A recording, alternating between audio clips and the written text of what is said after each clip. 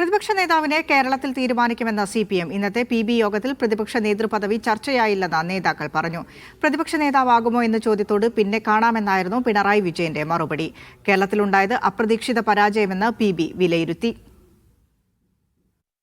2 ദിവസം ഡൽഹിയിൽ ചേർന്ന പോളിറ്റ് ബ്യൂറോ യോഗത്തിൽ പ്രതിപക്ഷ നേതാവിനെ നിശ്ചയിക്കുന്നതിൽ ചർച്ചയുണ്ടാകുമെന്ന സൂചന ഇന്നലെ ജനറൽ സെക്രട്ടറി MA ബേബി നൽകിയിരുന്നു. എന്നാൽ പ്രതിപക്ഷ നേതാവിനെ തീരുമാനിക്കുക കേരളത്തിലാണെന്നായിരുന്നു ഇന്ന് ബേബിയുടെയും MB ഗോവിന്ദന്റെയും പ്രതികരണം. That opposition leader will be chosen in Kerala. PB did not discuss that. അതിനെക്കുറിച്ച് ചർച്ച നടക്കേണ്ട സ്ഥലത്ത് ചർച്ച തീരുമാനം വരുമ്പോൾ ഞങ്ങൾ ഉചിതമായ തീരുമാനമെടുക്കും, നിങ്ങളെല്ലാം അറിയിക്കുകയും ചെയ്യും. പ്രതിപക്ഷ നേതാവ് സംബന്ധിച്ച് കേരളത്തിലാണ് തീരുമാനിക്കുന്നത്.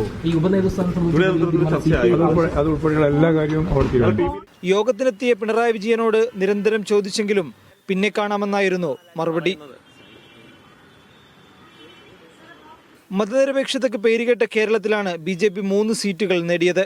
കേരളത്തിൽ നേരിട്ട വലിയ തിരിച്ചടിയിൽ പരിശോധന തുടരുമെന്നും MA ബേബി പറഞ്ഞു.